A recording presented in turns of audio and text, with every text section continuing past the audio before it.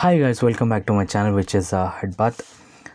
Guys, ಇವತ್ತಿಂದು ಒಂದು solid ಆಗಿರ್ತಕ್ಕಂಥ ಒಂದು ಬ್ರೇಕಿಂಗ್ ನ್ಯೂಸ್ ಅಂತ ಹೇಳ್ಬೋದು ಇದನ್ನು.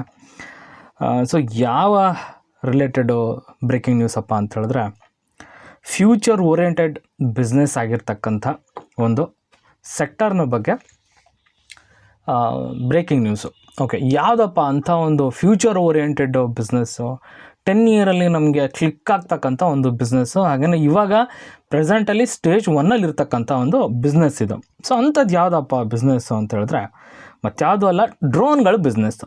ಸೊ ಡ್ರೋನ್ ಮ್ಯಾನುಫ್ಯಾಕ್ಚರಿಂಗು ಇವಾಗ ತಾನೇ ಒಂದು ಅಂಬೆಗಾಲಿ ಇರ್ತಕ್ಕಂಥ ಒಂದು ಸೆಕ್ಟರ್ ಅಂತ ಹೇಳ್ಬೋದು ನಮ್ಮ ಇಂಡಿಯಾದಲ್ಲಿ. ಸೊ ಫ್ಯೂಚರಿಸ್ಟಿಕ್ ಆಗಿರ್ತಕ್ಕಂಥ ಒಂದು ಸ್ಟಾಕ್ ಇದು, ಯಾವುದು drone. So first and foremost ನೋಡೋದಾದರೆ ಇದರಲ್ಲಿ ಟೈಪ್ಸ್ ಏನಪ್ಪ ತುಂಬಾ ಇದೆ. ಲಾಜಿಸ್ಟಿಕ್ಸ್ ಡ್ರೋನ್ಸ್ ಅಂತ ಬರುತ್ತೆ, ನೆಕ್ಸ್ಟು ಮ್ಯಾಪಿಂಗ್ ಡ್ರೋನ್ಸ್ ಅಂತ ಬರುತ್ತೆ, ಹಾಗೆಯೇ ಅಟ್ಯಾಕಿಂಗ್ ಡ್ರೋನ್ಸ್ ಅಂತ ಬರುತ್ತೆ. ಅಂದರೆ ಇದನ್ನು ಅಟ್ಯಾಕಿಂಗ್ ಡ್ರೋನ್ಸ್ನ ಎಲ್ಲಿ ಯೂಸ್ ಮಾಡ್ತಾರೆ ಅಂತ ಹೇಳಿದ್ರೆ, ಈ ಮಿಲ್ಟ್ರಿ ಆರ್ಮಿಗಳಲ್ಲಿ ಅಟ್ಯಾಕಿಂಗ್ ಡ್ರೋನ್ಸ್ನ ಯೂಸ್ ಮಾಡ್ತಾರೆ. ಸೊ ಹಾಗೆಯೇ ಅಗ್ರಿಕಲ್ಚರ್ ಸೆಕ್ಟರಲ್ಲೂ ಕೂಡ ಡ್ರೋನನ್ನು ಯೂಸ್ ಮಾಡ್ತಾರೆ. ಅಂದರೆ ಈಗೇನು ನಾವು ಔಷಧಿಗಳನ್ನು ಕೆಲವರು, ಈಗ ನಮ್ಮ ರೈತರು ಕ್ಯಾನ್ ಕಟ್ಕೊಂಡ್ಬಿಟ್ಟು ಬೆನ್ನಿಗೆ ಸ್ಪ್ರೇ ಹಿಡ್ಕೊತ ಹೋಗ್ತಾರೆ. ಸೊ ಅದೇ ಥರನಾಗಿರ್ತಕ್ಕಂಥ ರೀತಿಯಲ್ಲಿ ಇಲ್ಲೇನಾಗುತ್ತಪ್ಪ ಅಂತ ಹೇಳಿದ್ರೆ, ಡ್ರೋನೇ ಎಲ್ಲದನ್ನು ಕೂಡ ಮಾಡುತ್ತೆ. ಅಂದರೆ ಡ್ರೋನು ಮಾಡ್ತಾ ಹೋಗುತ್ತೆ ಆ ಒಂದು ಇದನ್ನು ಕೆಲಸನ. ಓಕೆ, ಅದೊಂದು ಕಡೆ ಆದರೆ, ನಾನು ಹೇಳ್ತಿರ್ತಕ್ಕಂಥದ್ದು ನಮ್ಮ ಇಂಡಿಯಾದಲ್ಲೇ ಸ್ವದೇಶಿ ಆಗಿರ್ತಕ್ಕಂಥ, ನಮ್ಮ ಇಂಡಿಯಾದಲ್ಲೇ ಮ್ಯಾನುಫ್ಯಾಕ್ಚರ್ ಆಗಿರ್ತಕ್ಕಂಥ ಹೊಸ ಡ್ರೋನ್ ನಗಸ್ತ್ರ 1 ಅಂತ ಹೇಳ್ಬಿಟ್ಟು. ಸೊ ಆ್ಯಕ್ಚುಲಿ ಇದನ್ನು ನೋಡಿದರೆ ಸಡನ್ನಾಗಿ ನಮಗೆ ಇದೇನಿದು ಫ್ಲೈಟ್ ಇದ್ದಂಗಿದೆ. ಈ ವಿಡಿಯೋದಲ್ಲಿ ನೋಡಿದ್ರೆ ಇವರೇನಿದು ಡ್ರೋನ್ ಅಂತ ಹೇಳ್ತಿದ್ದಾರೆ. ಆ್ಯಕ್ಚುಲಿ ಇದು ಆರ್ಮಿದಲ್ಲಿ ಯೂಸ್ ಮಾಡ್ತಕ್ಕಂಥ ಒಂದು ಡ್ರೋನ್, ನಗಸ್ತ್ರ ಡ್ರೋನ್ ಅಂತ ಹೇಳ್ಬಿಟ್ಟು.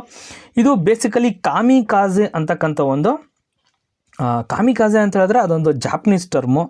ನಾರ್ಮಲಿ ಅದೊಂದು ಸೆಕೆಂಡ್ ವರ್ಲ್ಡ್ ವಾರಲ್ಲಿ ಒಂದು ನಾರ್ಮಲ್ ಏರ್ಕ್ರಾಫ್ಟ್. ಅಂದರೆ ನಾರ್ಮಲ್ ಏರ್ಕ್ರಾಫ್ಟ್ ಯಾವ ಥರ ಅಂತ ಹೇಳಿದ್ರೆ, ಸೂಸೈಡ್ ಹೋಗ್ಬಿಟ್ಟು, ಈಗ ಇದು ಬೇಸಿಕಲಿ ಸೂಸೈಡ್ ಡ್ರೋನ್ ಇದು. ಸೊ ಹಿಂದೆ ಆ ಟೈಮಲ್ಲಿ ವರ್ಲ್ಡ್ ವಾರಲ್ಲಿ ಕೂಡ ಹೋಗ್ಬಿಟ್ಟು ಕ್ರ್ಯಾಶ್ ಆಗಿಬಿಡ್ತಿತ್ತು. ಅಂದರೆ ಟಾರ್ಗೆಟ್ಗೆ ಹೋಗಿ ಹಿಟ್ ಮಾಡಿ ಕ್ರ್ಯಾಶ್ ಆಗೋದು, ಮುಗೀತಲ್ಲಿಗೆ, ಅದರ ಅವಧಿ ಅಷ್ಟೇ ಮುಗೀತದ್ರ ಕತೆ ಕಲ್ಲಾಸ್ ಆ ಥರ. ಸೊ ಈ ಕಾಮಿಕಾಜೆ ಅಂತಕ್ಕಂಥ ಒಂದು ಕಾನ್ಸೆಪ್ಟಲ್ಲಿ ಇದು ವರ್ಕ್ ಆಗುತ್ತೆ. ಯಾವುದು? ನಗಸ್ತ್ರ 1.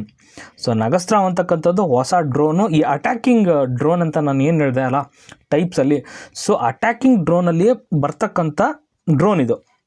ಓಕೆ, ಸೊ ಈ ಡ್ರೋನು ನಮ್ಮ ಭಾರತದಲ್ಲಿ ಸ್ವದೇಶಿಯಾಗಿ ಇದನ್ನು ಮ್ಯಾನುಫ್ಯಾಕ್ಚರ್ ಮಾಡಿದ್ದಾರೆ ಇವಾಗ. ಸೊ ಓಕೆ, ಅದೊಂದು ಕಡೆ ಆದರೆ ನೆಕ್ಸ್ಟ್ ಏನು ಇದದ್ದು? ಸೊ ಏನಪ್ಪ ಅಂತ ಹೇಳಿದ್ರೆ, ನಾನು ಈ ಮುಂಚೆನೇ ಹೇಳಿದೆ ನಿಮಗೆ, ಜಾಪನೀಸ್ ವರ್ಲ್ಡ್ ವಾರ್ 2 ಯೂಸ್ ಮಾಡಿದರು ಕಾಮಿಕಾಜೆನ. ಓಕೆ, ಅದನ್ನೇ ನೇಮನ್ನು ಇದು ಕೊಟ್ಟಿದ್ದಾರೆ. Okay, Nagastra 1 Indian army gets first batch of made in India suicide drone, check key features. Already ಒಂದು ಮ್ಯಾನುಫ್ಯಾಕ್ಚರ್ ಮಾಡ್ತಕ್ಕಂಥ ಒಂದು ಆರ್ಡರು ಸಿಕ್ತು. ನಂತರ ಅದನ್ನು ಮ್ಯಾನುಫ್ಯಾಕ್ಚರ್ ಮಾಡಿದರು, ಅದನ್ನು ಮತ್ತೆ ಆರ್ಮಿಗೆ ಕೊಟ್ಟಿದ್ದಾರೆ, ಇವಾಗ ಹಸ್ತಾಂತರ ಮಾಡಿದರು.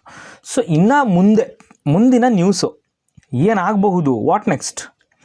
ಸೊ ಮುಂದೆ ಏನಪ್ಪ ಅಂತ ಹೇಳಿದ್ರೆ, ಬರ್ತಕ್ಕಂಥ ದಿನಗಳಲ್ಲಿ 5,000 ಈ ಥರ ನಗಸ್ತ್ರ ಡ್ರೋನ್ ಏನಿದೆ, ಈ ಥರನಾಗಿರ್ತಕ್ಕಂಥ 5,000 ಆರ್ಡರ್ಸು ಸಿಗಬಹುದು ಅಂತಕ್ಕಂಥ ಒಂದು ಪಾಸಿಟಿವ್ ಟಾಕ್ ನಡೀತಾ ಇದೆ ಇವಾಗ ಆಲ್ರೆಡಿ. ಸೊ ನೋಡೋಣ, ಬೇಸಿಕಲಿ ಇದನ್ನು ಯಾರಪ್ಪ ಮ್ಯಾನುಫ್ಯಾಕ್ಚರ್ ಮಾಡಿದರು ಅಂತ ಹೇಳಿದ್ರೆ, ನೀವು ಸ್ಕ್ರೀನ್ ಮೇಲೆ ನೋಡ್ಬೋದು, ಸೋಲಾರ್ ಇಂಡಸ್ಟ್ರೀಸ್ ಇಂಡಿಯಾ ಲಿಮಿಟೆಡ್ ಅಂತಕ್ಕಂಥ ಒಂದು ಕಂಪನಿ ಮ್ಯಾನುಫ್ಯಾಕ್ಚರ್ ಮಾಡ್ತಿದ್ದಾನೆ. ಸೊ ಈಗ ಕೂಡ 5,000 ಏನು ಆರ್ಡರ್ಸ್ ಅಂತ ಹೇಳಿದೆ ನಾನು, ಇದೇ ಒಂದು ಕಂಪ್ನಿಗೆ ಕೊಡಬೇಕು ಅಂತ ಒಂದು ಮಾತುಕತೆ ನಡೀತಿದೆ. ಇದೆಲ್ಲ ರಿಪೋರ್ಟ್ಸ್ನ ಮುಖಾಂತರ ಬಂದಿರತಕ್ಕಂಥದ್ದು. ಸೊ ನೋಡೋಣ, ಈ ಶೇರ್ನ ಬಗ್ಗೆ ನಾವು ನೋಡೋದಾದರೆ, ಅಂದರೆ ಓಕೆ, ಅದು ಆರ್ಮಿದು ಒಂದು ನಗಸ್ತ್ರ ಡ್ರೋನ್ನ ಕಾಮಿಕಾಜೆಯಲ್ಲಿ ವರ್ಕ್ ಮಾಡ್ತಕ್ಕಂಥ ಡ್ರೋನ್ನ ಮ್ಯಾನುಫ್ಯಾಕ್ಚರ್ ಮಾಡಿದರು, ಕೊಟ್ಟರು. ಅದರಿಂದ ನಮಗೆ ಸ್ಟಾಕ್ ಮಾರ್ಕೆಟಿಗೆ ಏನು ಲಾಭ ಅನ್ನೋದನ್ನು ನಾವು ನೋಡ್ಕೋಬೇಕಾ? ಓಕೆ, ಅದನ್ನು ಮ್ಯಾನುಫ್ಯಾಕ್ಚರ್ ಮಾಡಿದ್ದಾರೋ ಈ ಸೋಲಾರ್ ಇಂಡಸ್ಟ್ರೀಸಾ, ಅದನ್ನು ಒಂದು ಸ್ಟಡಿ ಮಾಡಬೇಕಾ ನಾವು? ಸೊ ಅದನ್ನು ನೋಡೋದಾದರೆ ನೋಡಿ, 5 ಇಯರಲ್ಲಿ 753% ಅಷ್ಟು ರಿಟರ್ನನ್ನು ಕೊಟ್ಟಿದೆ. ಆಲ್ಮೋಸ್ಟ್ ಚಾರ್ಟ್ ಪ್ಯಾಟರ್ನನ್ನು ನೀವು ನೋಡಿದ್ರೆ, ಆಲ್ಮೋಸ್ಟ್ ಈ ಪಾಯಿಂಟಿಂದ ಈ ಪಾಯಿಂಟ್ ತನಕ ಏನು ಹೇಳ್ತಕ್ಕಂಥ ಒಂದು ಪರ್ಫಾರ್ಮೆನ್ಸ್ ಇಲ್ಲ. ಓಕೆ ಹೋಗಿರ್ತಕ್ಕಂಥ ಒಂದು ಪರ್ಫಾರ್ಮೆನ್ಸ್ ಇದೆ. ಆದರೆ ಇಲ್ಲಿ ನೋಡಿ ಎಂಥ ಬೂಮನ್ನು ತೋರಿಸಿದೆ ಇದು. ಅಂದರೆ ಇಲ್ಲಿ ಆ ಪೇಷನ್ಸ್ ಎಲ್ಲದರಲ್ಲೂ ಹೇಳೋದಿದೆ ನಾನು, ಪೇಷನ್ಸ್ ಇಂಪಾರ್ಟೆಂಟು.